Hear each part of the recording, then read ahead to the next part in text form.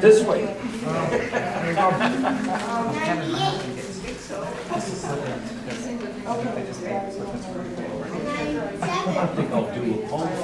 Okay, let's get this show on the road.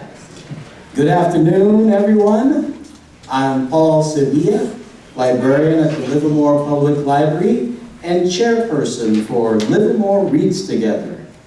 Thank you all for joining us for the special Verse in Divine reading, part of our community-wide reading program featuring Silver Lies, the Western mystery novel by local author Ann Parker. We're grateful to have you here as we celebrate poetry, storytelling, and the spirit of the West. We're honored to have Livermore Poet Laureate Peggy Schimmelman hosting today's program, featuring two wonderful cowboy poets whose work captures the humor, grit, and heart of Western life. Before we begin, I'd like to ask everyone to please silence your cell phones. And now, please give your full attention and put your hands together for our MC, Peggy Schimmelman.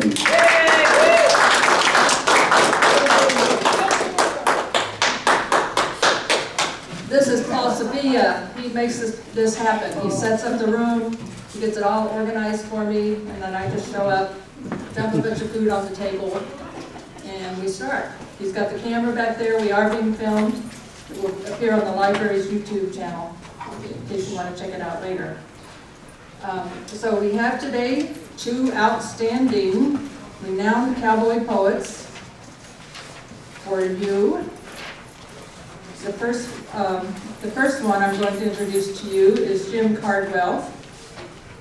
He comes to us today from Oroville with his lovely wife Allison, and a little bit about Jim is he's a renowned cowboy poet who has been writing and performing for over 4 decades. He's a regular at the Elko Cowboy Poetry Gathering, which some of you have heard of. I know people have told me they've been to it before. And he has a deep connection to the cowboy lifestyle, which is reflected in his poetry. His work is characterized by its storytelling and connection to the spirit of the West. Cardwell's poetry is a testament to his love for storytelling and his commitment to preserving the tradition through his art. He's a member of the Ina Coolbrith Circle, the Western Folk Life Center, and as I said, he's a regular at the Elko Cowboy Poetry Gathering. So Jim, will you come up and stand by me while I introduce him? Our other poet is Wendy Brown Berry. Wendy has lived in the foothills of the Sierra Nevada in the gold rush era town of Mariposa since 1971. She began performing her poetry in 1996 and coordinated the Cannonball Cowboy Gathering in Mariposa for 7 years. She coordinated and emceed the Cannonball, that's the same thing. She is involved in the campfire entertainment for the Mariposa County Pioneer Wagon Train. She and Kevin live on the Round Tuit Ranch, which is a great name for a ranch, I love that, with their horses, dogs, and cats. Her love affair with the High Sierras and camping trips on horseback have inspired her to write about her backcountry adventures.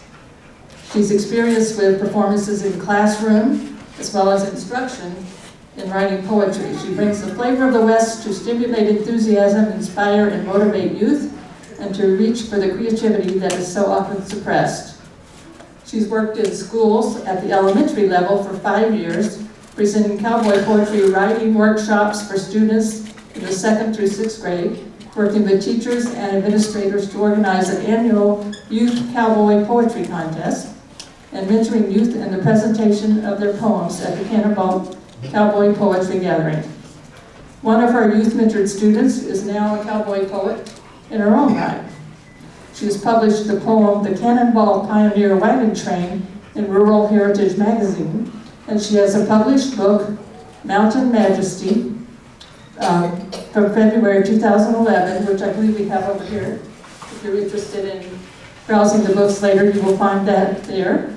Wendy also writes poems for personal, private occasions, including weddings, birthdays, anniversaries, graduation, holidays, and commemorative ceremonies. So, please meet Wendy Brown.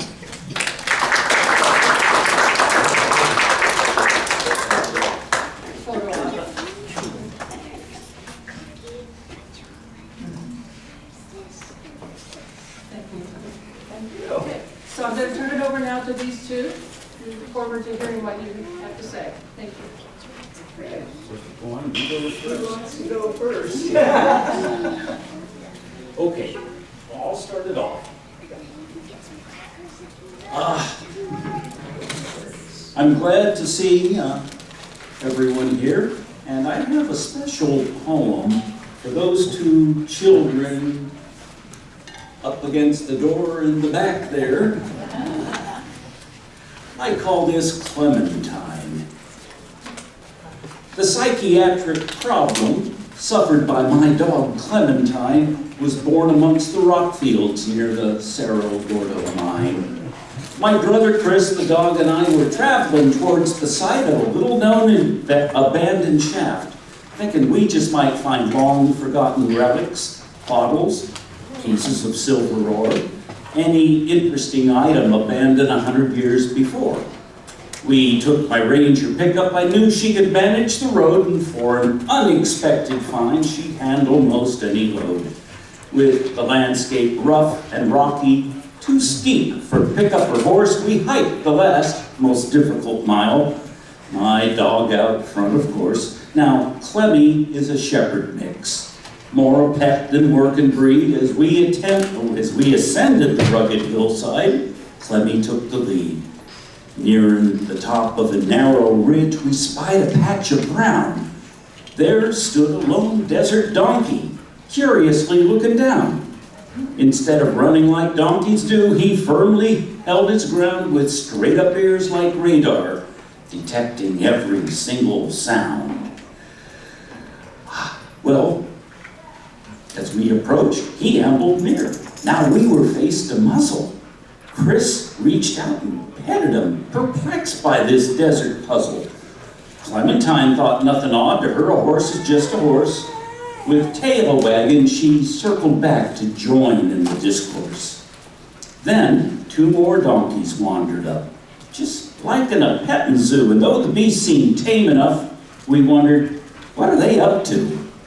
Well, they slowly encircled Clementine like buzzards on the wing, then started chomping upon her flanks like shepherd a la king. I commenced to kick and screaming. Chris was throwing rocks and sticks, doing our darndest to rescue Clemmy from that deadly fix.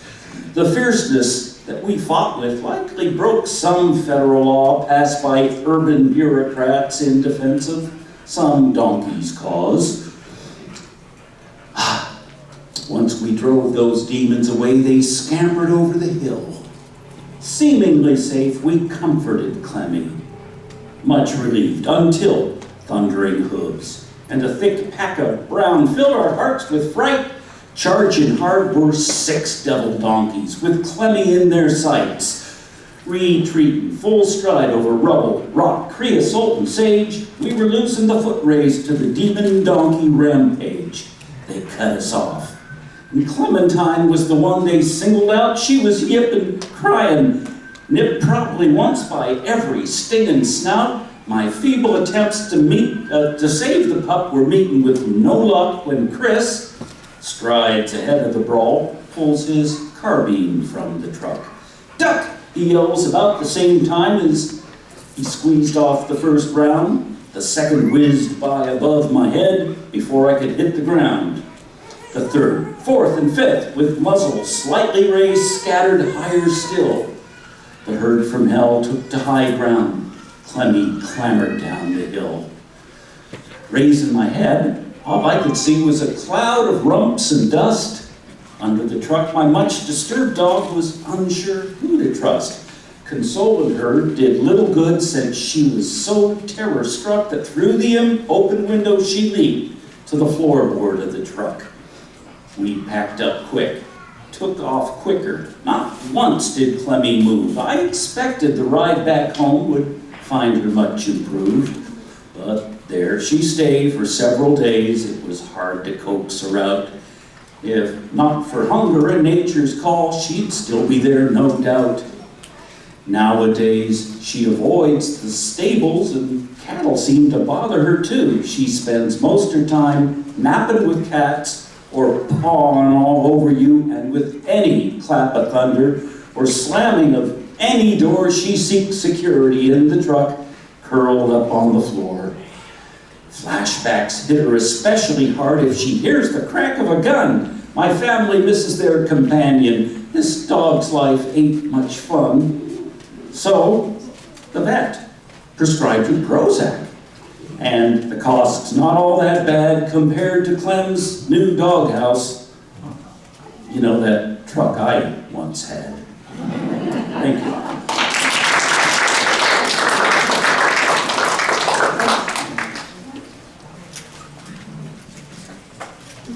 That was long. You do well. Boy, it's a pleasure to be invited here today. What a beautiful country it is right down here right now. We've got a wonderful RV spot, and just enjoying a little getaway from home. I guess I'd like to, well, first of all, are there any horse owners here today? What?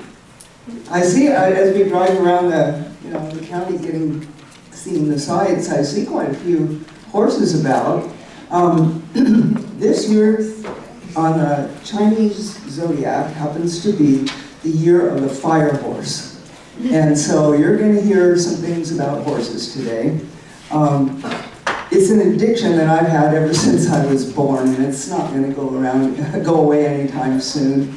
I've started riding when I was 9, and I got my first horse when I was 13, and I've had it ever since. So it's a little addiction that's not going to go away anytime soon. So I think I'd like to start off with my title poem for my book, Mountain Majesty. My husband and I love to pack into the back country with just our dogs and horses and spend some time up there in God's country, is what we call it. And when we got home from one particular trip, we didn't turn on the radio, we unplugged. We didn't turn on the television. It was just this time for re-entry and coming back home and bringing those wonderful memories that we had up there home with us. And then this poem started waking me up every night. And I knew it needed to be written down. So, saddle up, let's take a trail ride. We left the house real early before the sun came up, both horses in the trailer and all our camping stuff. For Granite Creek we're headed to spend some time alone with just the dogs and horses where there ain't no telephones. With big smiles upon our faces, we headed up the road, past Jones's little country store and a rock shaped like a globe. But we just kept on driving until we got to Granite Creek, away up where the sky's so blue, about 7,000 feet. When the sun was overhead, we got to Granite Creek and we found a super place to camp and soak our tired feet. The water shone like diamonds and rushed past with a roar. Sounds of nature all around us. Oh, who could ask for more? Jobs, TV, and radio had all been left behind, just looking for some solitude and a little peace of mind.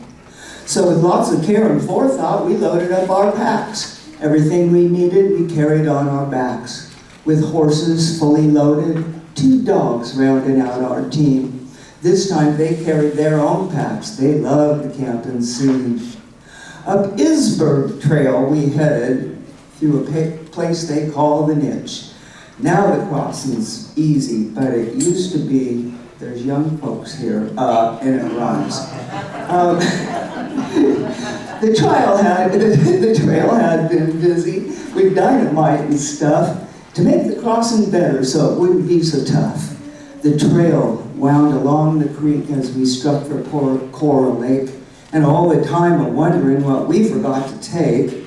But luckily, to our surprise, we didn't forget a thing. The flowers all were blooming. Up there it was like spring. We didn't get to Saddler Lake, that's where we meant to go. So we pitched our tent at Cora, because there was too much snow. The mosquitoes swarmed like buzzards as they circled overhead, and they drove us all bananas, and we wished they all were dead. But we learned to live among them. It became part of the routine. There must be a reason for them in Mother Nature's scheme. Next morning after breakfast, we struck for Surprise Saddle.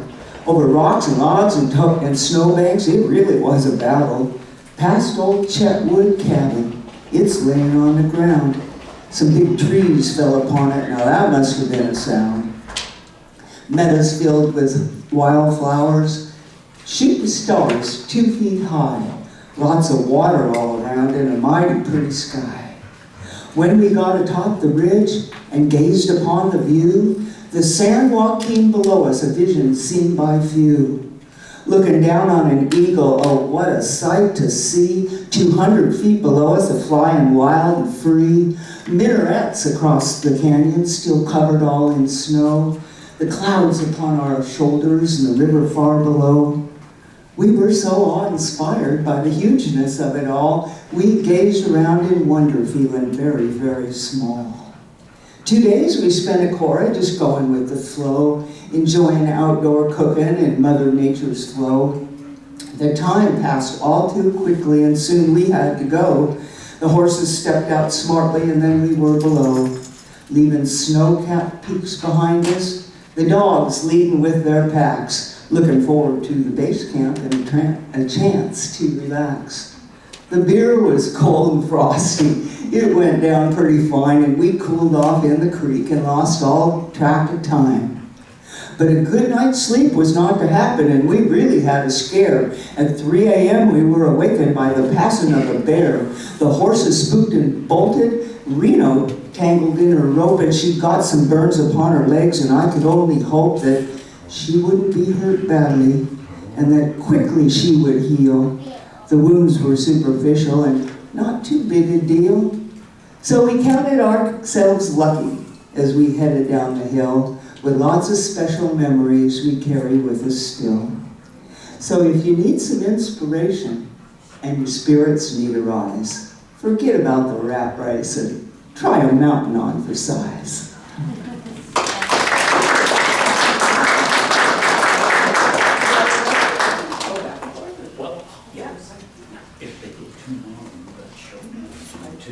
Okay, I can do that.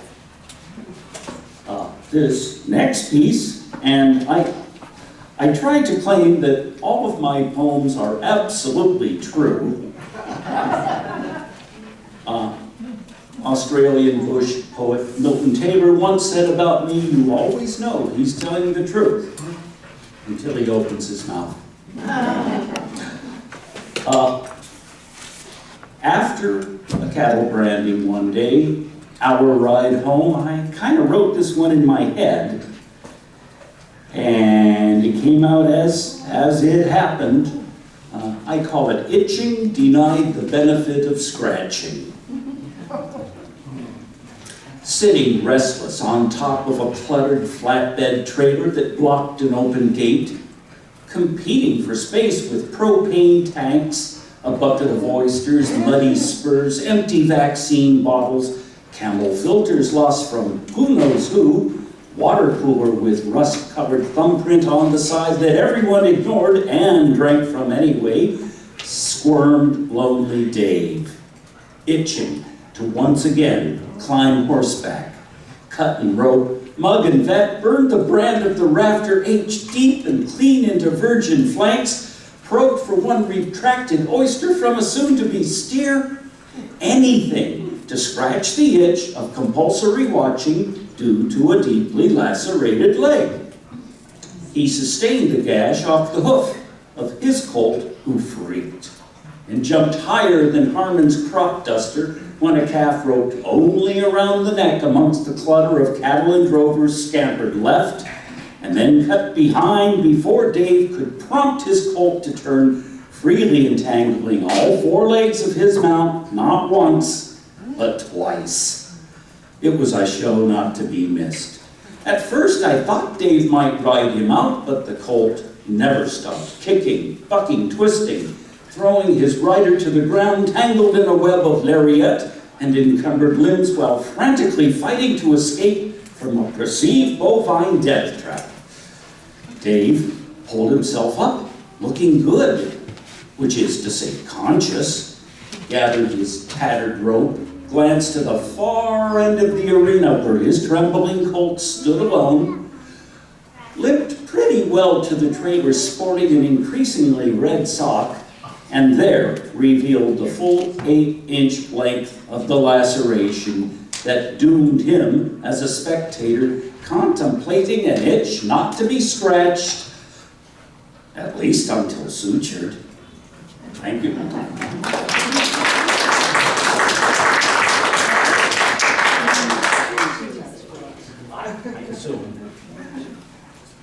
Okay.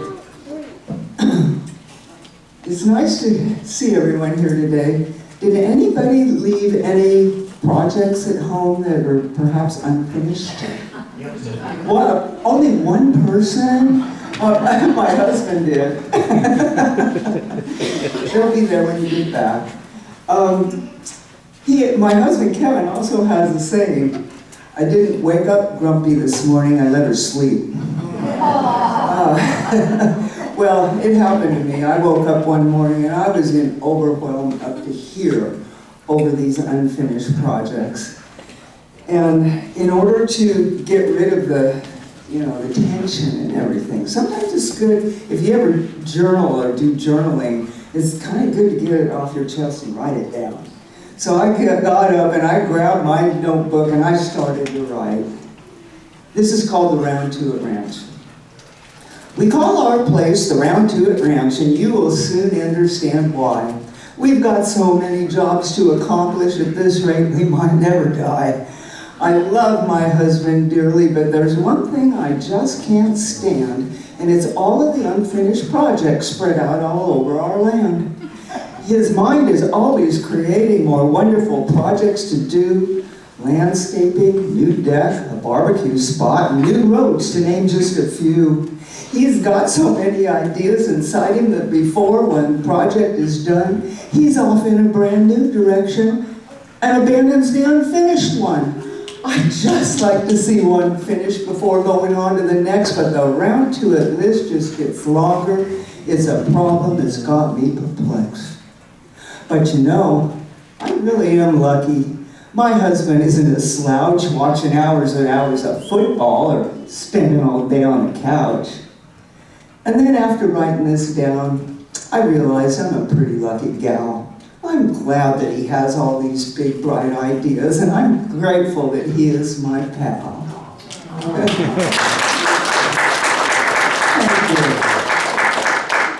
Well, since it is the year of the horse, and it only comes around the fire horse every 60 years, we were fortunate enough we've been to Elko several times, used to take the train, and we were there 12 years ago, which was the year of the horse, and we got to hear Joel Nelson recite a poem that he wrote. I wished I'd written it, but it was on the back of their program, and I brought it home, and I dusted it off, and I'd like to share Equus Caballus with you. I've run on middle fingernail through Eolithic morning, and I've thundered down the coach road with the revolution's warning. I've carried countless errant knights that never found the grail, and I've strained before the caissons, and I've moved the nation's mail. I've made knights of lowly tribesmen, and kings from ranks of peons, and given pride and arrogance to riding men for eons. I've grazed among the lodges, and the teepees, and the yurts. I've felt the sting of driving whips, and lashes, spurs, and whirts. I am roguish, I am flighty, I am inbred, I am lowly, I am wild. I am a nightmare, I am wild, I am the horse. I am gallant and exalted, I am stately, I am noble, I am impressive, I am grand, I am the horse. I have conquer, and this is a hard one. I get emotional when I do it sometimes.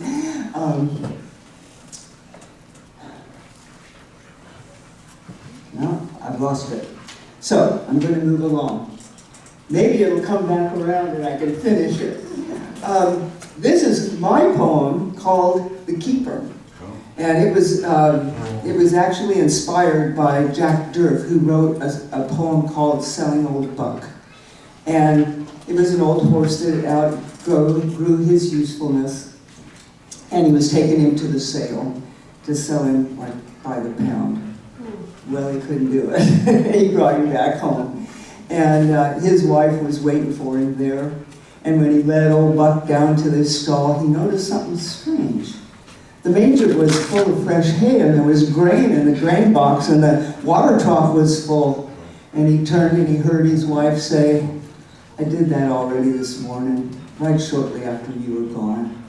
I've been married to you for 35 years, and I kind of figured you'd bring him back home." So, this is called The Keeper. Horses come and horses go. With some, your feelings run deeper. They're the ones that you got and never sold. They're the ones you call the keeper. They're the ones you ride the river with, the ones that are tried and true, the ones that'll come back. And when you turn them out, they'll stick to you like glue. They come in every color, there's some in every breed, the cutters and the pullers and the runners bred for speed. And if you are very lucky and God smiles down on you, you might be fortunate enough to own just one or two, because they're mighty hard to come by, those ones with brains and savvy. Their worth cannot be measured if you got one in your cabby. Like that quarter horse that sets you out to rope that running steer, and those sturdy mountain ponies that can pack in all your gear. And there's those honest ones that you can trust to pack your kid around. You never have to worry that your child might hit the ground. And I got one.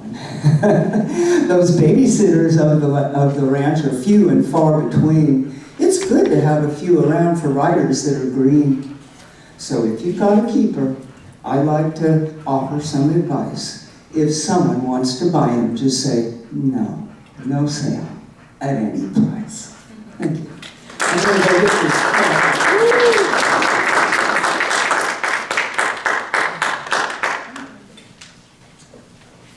Something else?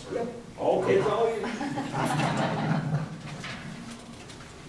Well, I'm on this truth gig here. I thought I'd tell you one that's absolutely true. Unfortunately, the photographs exist and memories confirm every word here. I call this Chris's secret. I can't quite read all those words that are written on your pretty pink sack, came the perplexed utterance of Jerry from behind my back. Now hold it still a moment so I can read the second half. Bev, the cowgirl beside him, had already begun to laugh. My big mistake was turning round to plead an explanation. Cameras caught me pink-handed with that shopping mall creation.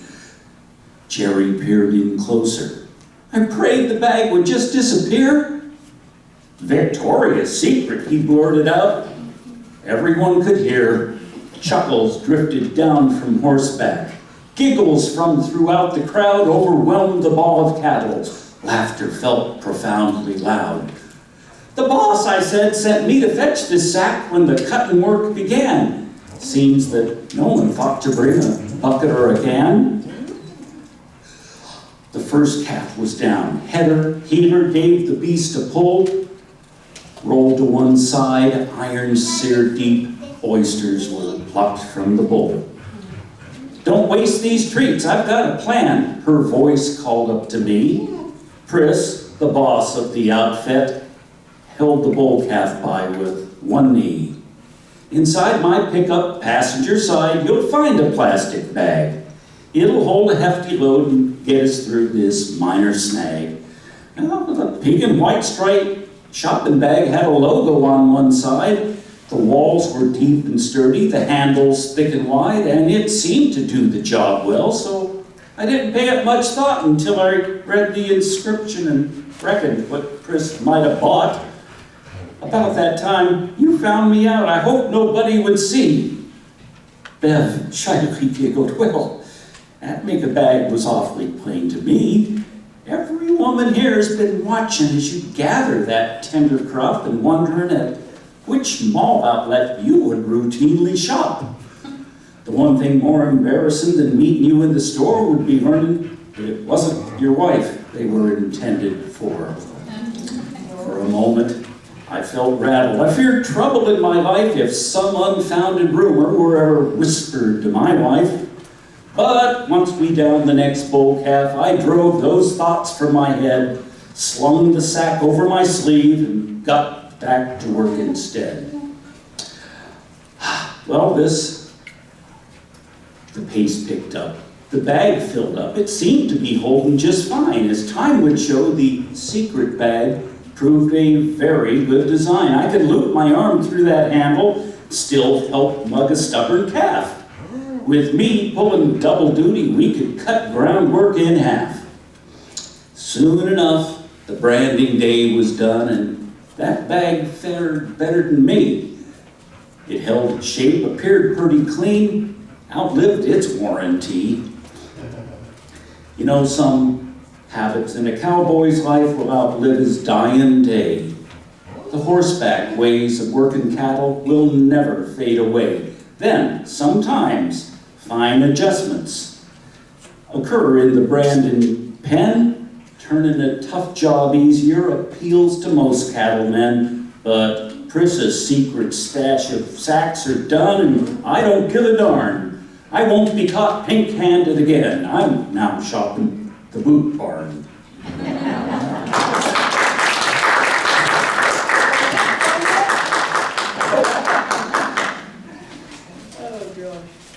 I love to read, write, and recite cowboy poetry. Runs in the family. My mom got me writing when I was quite young, and her dad, my grandpa, also wrote poetry.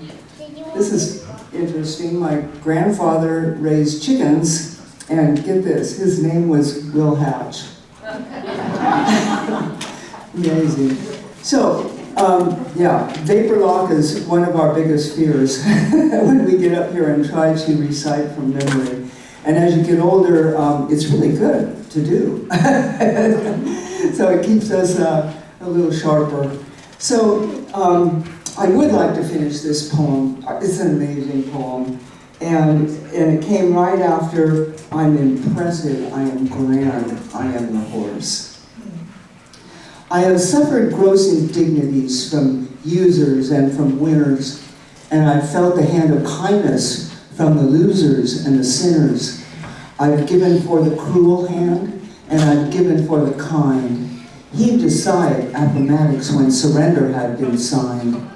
I can be as tough as hardened steel, as fragile as a flower. I know not my endurance, and I know not my own power. I have died with heart exploded neath the cheering in the stands. Calmly stood beneath the hanging noose of vigilante bands. I have traveled under conqueror, and underneath the beaten, I have never chosen sides. I am the horse. The world is but a player's stage. My roles have numbered many under blue or under gray. I am the horse. So I'll run on little fingernail until the curtain closes, and I will win your triple crowns, and I will wear your roses. Toward you who took my freedom, I've no malice or remorse. I will endure. This is my year. I am the horse. Thank you. Thanks for letting me do that. So let me do another one here. I did not write this, It's written by one of my favorite poems, Jessie Smith. And unfortunately, many of our poets have crossed the Great Divide. And that's why I started going into the schools and trying to get the young folks to write and carry on this tradition of the Old West. And so when you're out riding, your horse is privy to a lot of things that you might not know that is out there in the hills and forests and the mountains. And this is called Message in the Wind by Jessie Smith. As you sit and look from the ridge to the valley of green down below, you reach up and pull down your lid as a cool wind starts in to blow. Your old pony's eyes are looking, his ears working forward and back, and all of a sudden you feel his hide tighten up and a little hump come into his back. That horse is reading a message that was sent to him on the breeze. And you feel your guts start to tighten and a shaking come into your knees.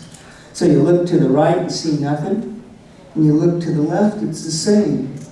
Except for the birds, rabbits, and squirrels, and two hawks are playing a game. But you know that that horse ain't a lion. He's as good as any you'll find. And you know that your ponies are trying to warn you of something in time. So you look real hard where he's looking. His eyes are plumb fixed in a stare. And then you see what he's a-seeing. A cub and an old mama bear. The trail you'd have took went between them, and that mama bear, she'd have got tough, and that horse like has not saved your hide or a life-shortening scare sure enough. So you watch him go across the meadow, and you ride on your way once again. And you sure thank the Lord for the message that he sent to your horse on the wind. Thank you. One more? Oh, I know we started a little late. We got a lot of stuff to share. I've only got 10 more. Yeah, oh. Now, Jesse was one of the greats, a good friend, he and his wife. I miss him. Since I started on the truth, I think I'm going to continue that way. This is not only true, there is photographic and documentary evidence on this. I call this Buckaroo Vang. It, in one way, honors the immigrant spirit in America, particularly the Laotian Hmong. Buckaroo Vang. Well, the kid got his name in the darndest way, and I'm the one who should know. Without me, that Laotian kid would not be riding rodeo. I had worked in emergency rooms for just about 20 years. Every conceivable crisis had dampened my deepest fears except for one, that dreadful event, the second stage of labor. Terror from sheer insecurity cut through me like a saber. The first stage is best, a brainless response. You just send them down to OB, there's nothing to fear, no cleanup chores, nothing you don't want to see. Third stage, mostly it's a breeze, tensions have largely passed.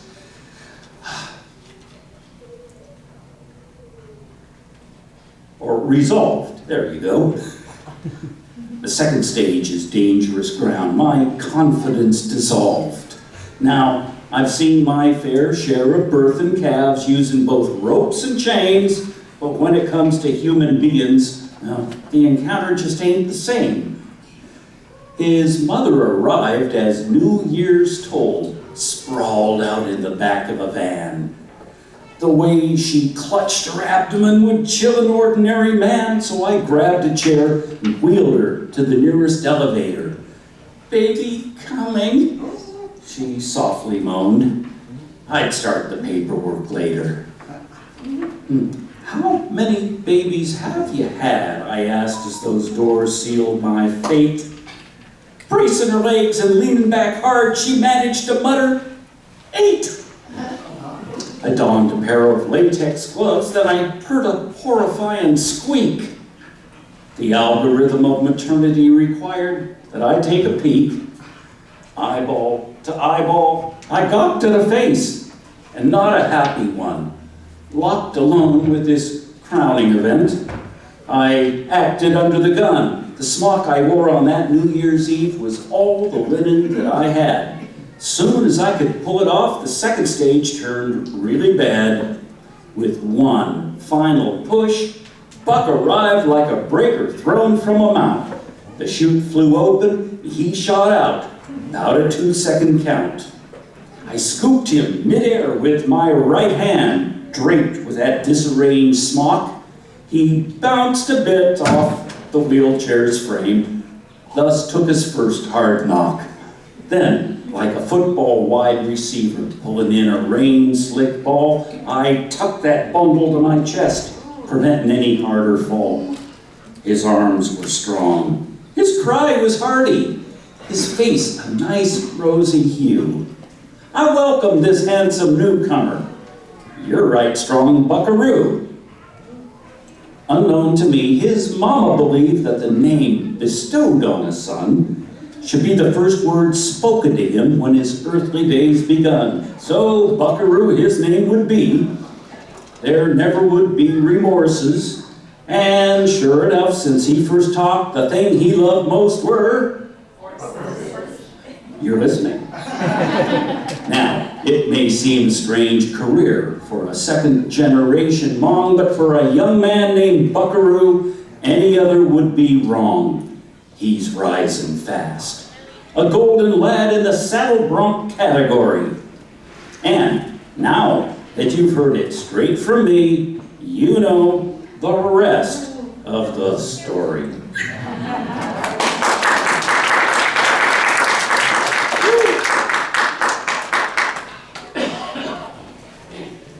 Thank you. This is a very good time.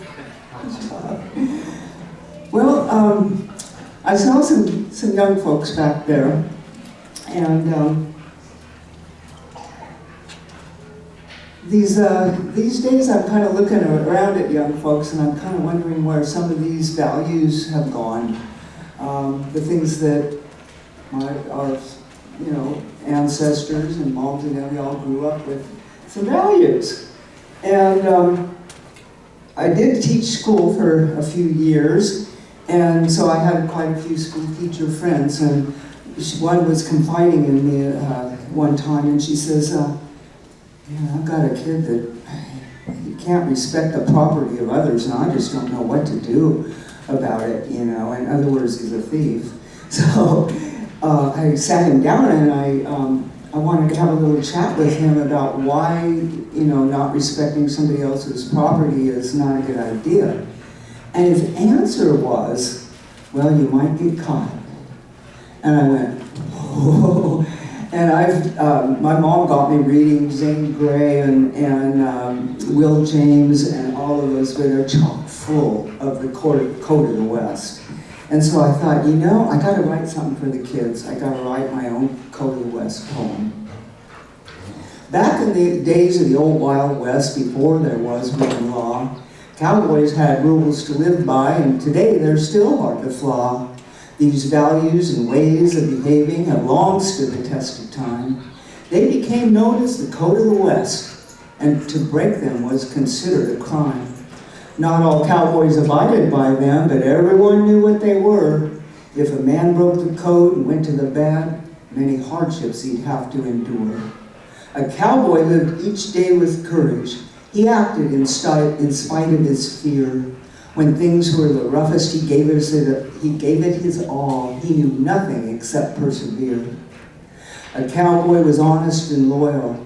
He did what had to be done. A man was only as good as his word. He knew lies could not be undone. Cowboys followed the old golden rule. It wasn't anything new. It had been around for thousands of years. Treat others as you have them treat you. So consider your actions carefully, because it's just like ringing a bell. Once it's rung, you can't unring it, and your actions are like that as well. Would you do it if no one was watching? Even if you knew it was wrong? If you didn't get caught, would it make it okay? Right actions will help you grow strong. So when faced with difficult choices, Remember the code of the West.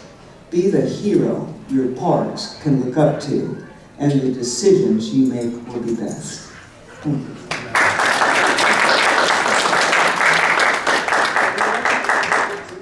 You got one? Oh, I got one. But I am going to switch it up a little.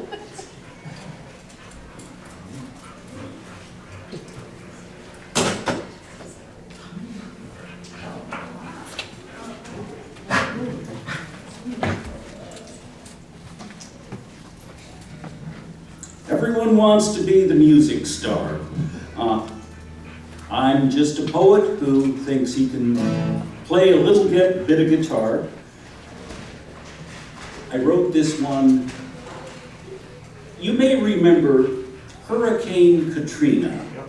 It barreled down on New Orleans, and I saw it the day before it was about ready to hit. And I just said to myself, oh, it's good to be out west in California. And there's your prompt. I know you said you wanted to sit on this. I'm going to use this. That's okay. Yeah. I call this Son of California. Oh, by the way, State Poet Laureate put a call out last year for poems about California from people throughout all the counties in the state. You got one in there, Connie? Yeah. Yeah. Well, I seem to be the representative of Butte County, and took me about 15 minutes to write this one. Gotta find the right string.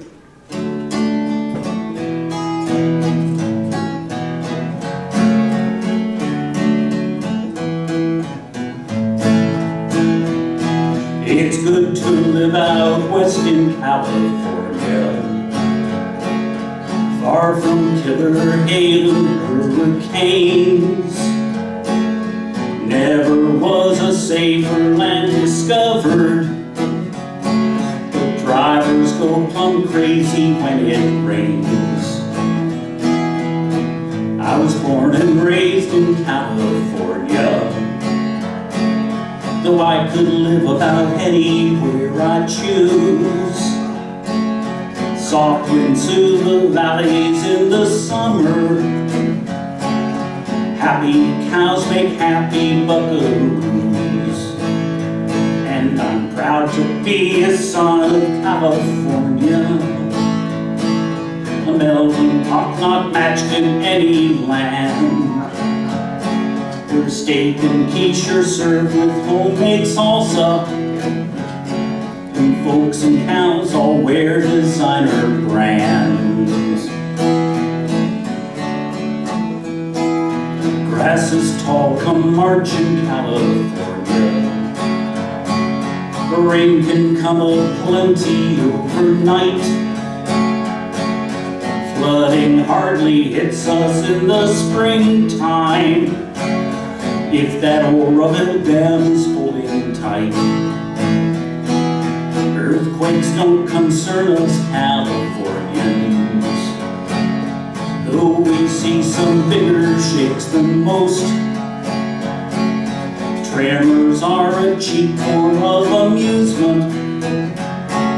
Still, I wouldn't live out on the coast. And I'm proud to be a son of California, a melting pot not matched in any land, where figs and beef are served with guacamole, and life just ain't the way your mother planned. Politicians love us Californians. Money of our kind is hard to pass. Gavin Newsom's found a new profession. He enrolled in Arnold's acting class. It cost a lot to live in California, and I'm a man of fairly modest means. Still my cookbook sells at Barnes & Noble. 50 ways to feed a cowboy bees. And I'm proud to be a son of California, a melting pot not matched in any land, where shrimp and beans are served with chicharrones, and strangers for a price will lend a hand, where steak and quiche are served with homemade salsa, and even I can join a cowboy band.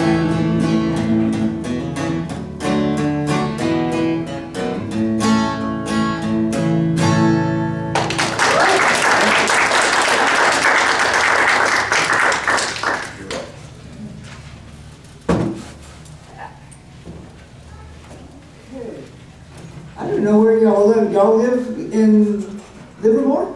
Yeah, nearby and everything? In 2 weeks, on the 28th of this month, we're having a Cowboy Day in Mariposa. And it's the 3rd annual, it's a fundraiser for the museum, the History Museum. Our county doesn't seem to send enough money their way to keep them afloat, and so we do some volunteer work for them. And so if you're so inclined to come down, we're having another small gathering. I have another part that's going to share poetry there, and just let you know. I have some flyers over here if you want to have a look at them after we're finished. We live just an hour out of Yosemite National Park, so we have our finger on the pulse, so to speak, of what goes on up there. Quite a bit of politics. And they declared the Merced River wild and scenic. It's fabulous. We spent a lot of time up there. And it's one of the swiftest flowing rivers in the United States, I believe. And so when that happened, it created the Merced River Plan. And they decided that they had to make this plan for Yosemite, and it eliminated a lot of the activities that the tourists and the people want to come up there to enjoy, such as the dude rides in the valley. And they wanted to get stock ewes and horses out. So we started fighting the good fight, and they're not gone yet, but they did eliminate the Curry stables and the dude rides. And we've known quite a few of the wranglers up there. And one of the gals told me, she says, we have given paraplegics their first ride on a horse, and they couldn't walk, they couldn't get a wheelchair back there, but they could ride a horse and see the backcountry. And it broke my heart. And so I wrote a poem for the Yosemite Wranglers. Here's to the Yosemite Wranglers. They're the last of a dying breed. They can pack anything from wood stoves to privies, get her done, as the Wranglers' creed. Their days in the park may be numbered. Our history's slipping away. If it wasn't for the Wranglers' horses and mules, the world would be quite different today.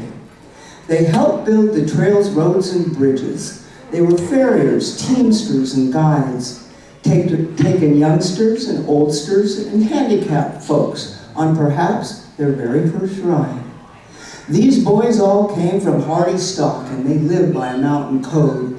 They were Yosemite's first stewards and took care of the livestock they rode. Like the time along Cathedral Lake, Bob Barrett was leading a string when a mule kicked out over the lead rope, and a wreck was a common sure thing. The mule behind flipped upside down and landed in the lake. It took brains and brawn and courage, because there were some lives at stake. Remember in McGregor's words, if he goes, you go, he said. Bob held that mule's head to keep him from drowning. If he hadn't, that mule would be dead. He got the rope cut and got him out and really saved the day. If Bob hadn't jumped in to save him, there'd be some hell to pay. Or the time Eddie Mankins and George Meyer rode 30 miles in the snow, bringing stock down Alpha High Meadow to the Mount Bullion pastures below. Horses and mules made their living. They needed their stock to survive. They were willing to do whatever it took to to keep their livestock alive. Some are still out there packing them mules, and others have passed on.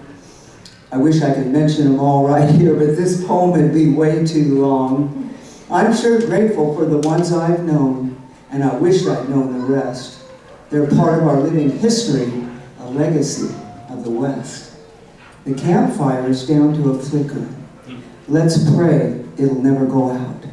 Let them still cargo that sawbuck and decker, 'cause that's just what packing's about. Thanks. I got one more. You doing okay? This one, I don't know who wrote this, but Dallas McCord came down to one of our gatherings and did it. It's kind of for those of us who are maybe over 50 or reaching senior citizen age, perhaps. But you ever think about what people might say about you after you're gone? Maybe write your own eulogy, or, you know, I ponder it, because I've arrived. Anyway, this is called the eulogy. I'd like to give Dallas McCord the credit for writing it, but he never mentioned it, and so I've been doing it ever since. 3 cowboys died in a wild stampede. It was one hell of a wreck. Poor old Charlie was stomped to death, and Slim and Buster broke their neck. All 3 met St. Peter just outside the pearly gates, and St. Peter said, "Now tell me, boys, what do you think about your fate? They're going to be having your eulogies, your funerals in just a couple of days, and they'll be speaking at your eulogies. What would you have them say?" Well, Charlie said, "I'd like to hear how I had a real good life. Well, my kids all loved and missed me, and I had a caring wife. How my brands were always honest, and I worked hard for my pay. And how my pards are looking forward to joining me someday." Well, Slim said, "Pete, here's what I'd like to hear him say. That I lived my life as a cowboy, and I did it the cowboy way. That I threw a loot like poetry, and I set a real good saddle. I never went out and looked for a fight, but I never backed down from a battle. That I didn't cheat much at poker, and I could live off of the land, and I always shared what little I had, and that I was a real top hand." Well, Buster said, "I've lived a good life, and the good Lord knows I've sinned. But what I'd like to hear at my eulogy is, look, he's moving again."